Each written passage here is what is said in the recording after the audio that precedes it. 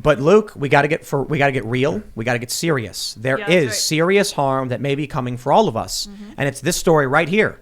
Group of monkeys kill over 250 dogs for revenge in Indian town.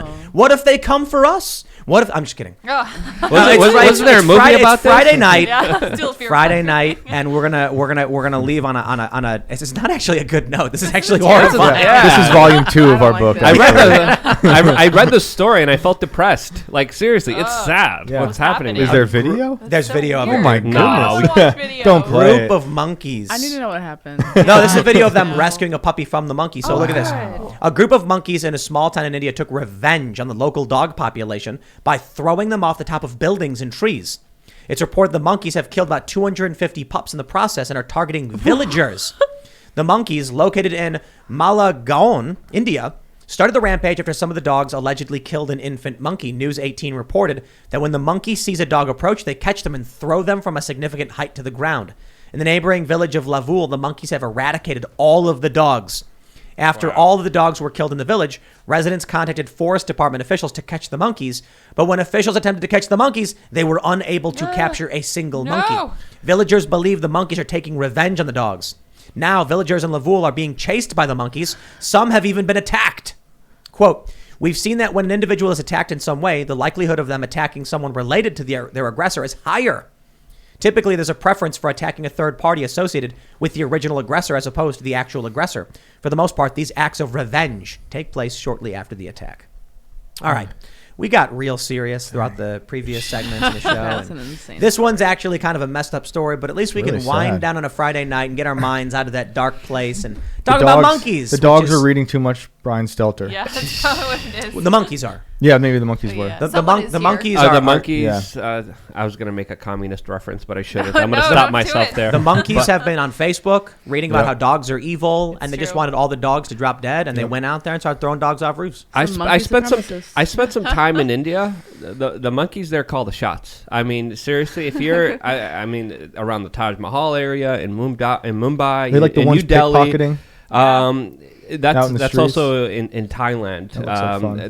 There's literally people making money off people going on beaches. Monkeys rob them, and then you pay the locals a few dollars, and they'll get your stuff back. Jeez. But in India, especially outside of the Taj Mahal, there's monkeys running around all over the place, and they're like, if they want something from you, they're gonna get it.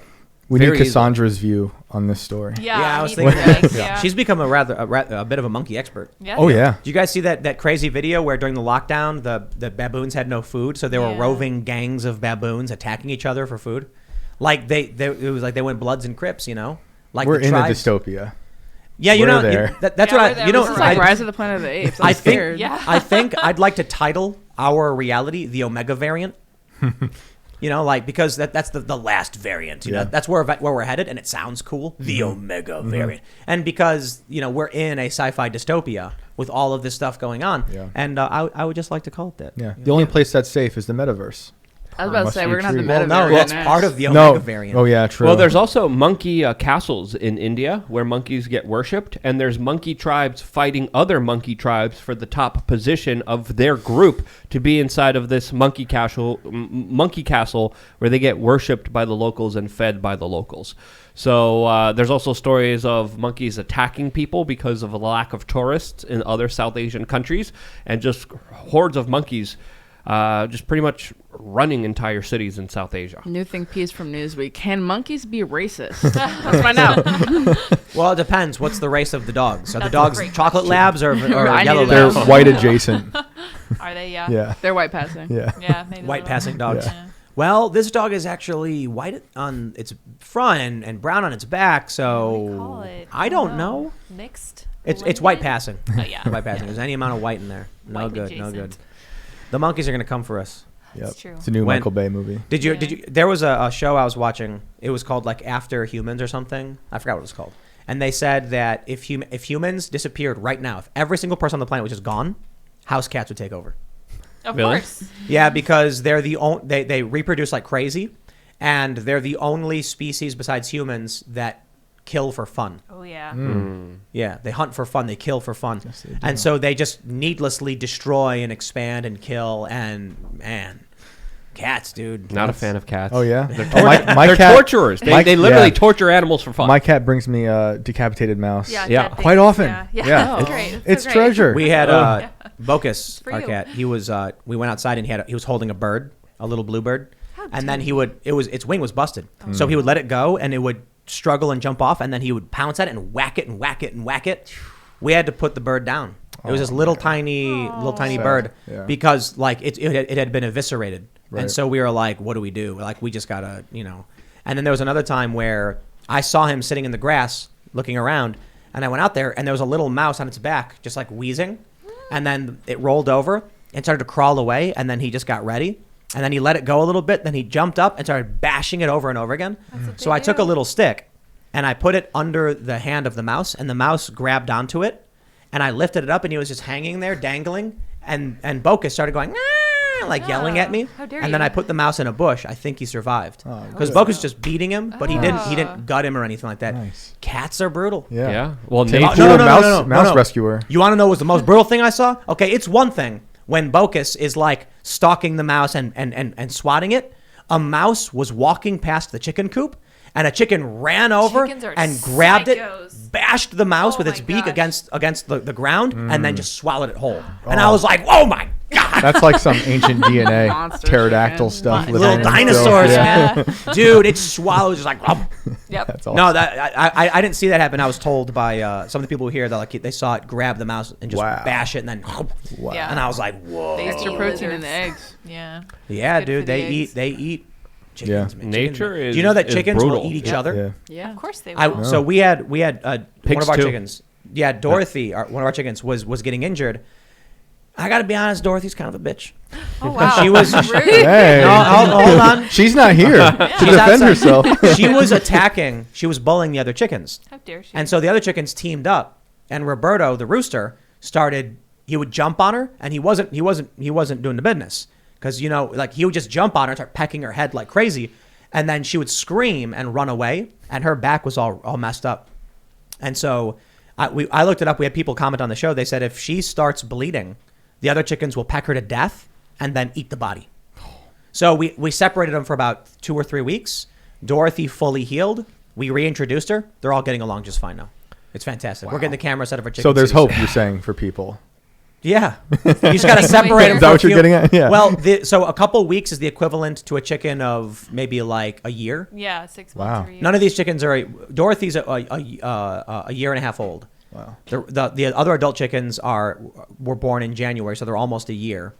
So they were separated for about 3 weeks, right? So that's like maybe like a year or 2 years of their lives, and reintroduce them, and they'll be Right. like, "Shane, I haven't seen you in so long. yeah. I can't remember why we were mad at each other." I want to eat you. But I'm okay. Are you injured? Hey guys, he is injured. That's food. We should eat him. As humans right now, we are so lucky and so protected from Yep. the realities of nature, because again, like if ish starts to get real, if there's going to be a lack of resources, a lack of food, it's going to be a very natural process of what's going to be taking place. And a lot of us are not used to nature. A lot of us are not used to the wild. Yep. A lot of us don't even understand how the wild works.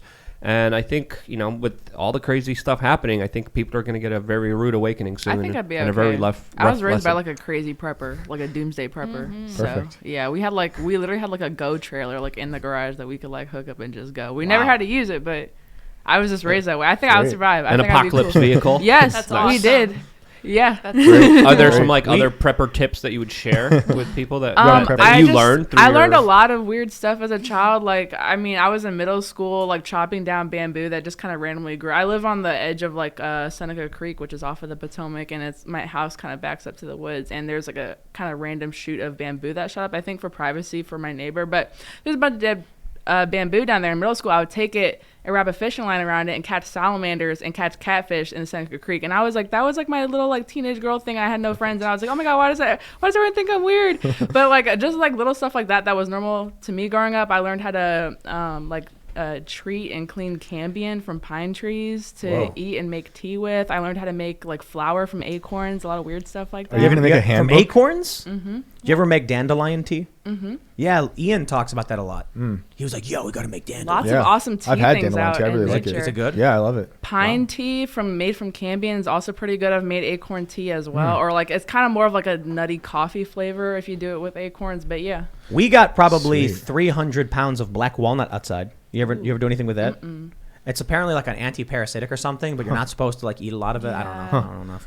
We have pawpaw like crazy in October though. I remember the day I met you, you made mulberry jam. Yeah, Yeah, it mulberry was- jam. You gave me a cookie with some mulberry jam. It was We made amazing. the best thing we made. So we have wild wineberries everywhere in West Virginia. I saw a guy driving on the highway pull over his car, jump out, and start grabbing berries from the side of the road. I'm not kidding. They're delicious. They're like a Chinese raspberry. We took those and we took lemon juice. Now you use a little bit of lemon juice, you're making a jam, but I did a lot of lemon juice to make a lemon wineberry jam. It was amazing. And then we put it on cheesecake. So good. I got news though. I got good news. We were trying to get this building built. We got a building getting built. Nice. We're going to have Freedomistan Timcast HQ, an official big steel construct building, 7,500 square feet, with a new studio being built out specifically inside of it. We got this confirmed today. I didn't think we were going to be able to pull it off because of the shortages and the price increases, but we finally found a company that said we can get this done. It's smaller than we originally wanted, but it's going to be mostly big empty open space for now. And then there's going to be a small area that's about 20 feet by 75 feet that will comprise the studio. It's going to be a second floor construct. And then we're going to have a legit headquarters in West Virginia for everything. We're still going to have this space for production and editorial and everything, but we're growing like crazy. It's incredible. Yeah, we're growing like mad crazy. It's good news. Yeah. And it's thanks to everybody who's a member at timcast.com, supporting all of the work we do. And it's a hefty ticket. Like it's expensive to do. But it's like I've been saying, we want to do a lot. We need space. We want to do the Truth in Media Foundation. We want to fact check the fake media. We need office space for this. We want to do the technology stuff. We need office space for this. So we're going to start building out the space we need. It's actually cheaper to build on this land than it would be to go buy a building and deal with it. Plus, it's going to be made to order, so it's specifically for us and everything we need. Man, it's crazy that we're getting this stuff done. So hopefully, I'll put it this way. The fact that this is all happening is the best evidence that we are winning, that success is not only possible, but it's happened before, it's happening now, and is going to continue happening. So that's good news for that's a very optimistic thing, I think. Definitely. And I also want to add, because someone super chatted this, that I am in fact a Pokemon. He is, yes. It's a Pokemon called Very Timpole. cute. Literally, it's called Timpole. And cute? it's the Pokemon wearing headphones. Kind of looks like you. It does, doesn't it? And it's got the same colors. Isn't Same that eyebrows. weird? Yeah. Isn't that really weird? Who came first? I love him. Timpole was made well before I was using. It's really crazy. The colors we use for Timcast, the name Timpole, Simulation. and yeah, simulation for sure. But we use the teal and the black as the colors on the website. He swims. Isn't that weird? Yeah, that's weird. Timpole. he's a Maybe the tadpole. true version of That's you cute. in the alternate reality, Is a this part of little this thing? larger kind of consciousness that we're a part of, was just kind of trolling. Someone's trolling. Yeah. Someone's trolling. He's so I don't know, cute. but somebody super chatted. They were like, "Why didn't you tell us that you were a Pokemon?" Just a And I was like, global "Other information. people have sent us this before." Timpole. Timpole. That's Wow. weird. So weird. Yeah. It's like a well, tadpole, I guess. Yeah. Yep. So cute. Well, you're, that's you're even the right water sign. How funny. yeah. That is, and I'm a Pisces. Yeah, exactly. That's what I'm saying. Yeah, you're a water sign. Crazy. That's funny. I love So it. do we live in a simulation? Pick up your copy of the Inverted World book and That's read right. all about Perfect. Look at that. InvertedWorldBook.com. Yep. Thanks for checking out this segment from the Timcast IRL podcast. If you want to watch live, you can check out this channel Monday through Friday at 8 p.m. Now, don't forget to smash that like button, subscribe to this channel, and if you want more unfiltered and uncensored content with all of these guests, go to timcast.com and become a member.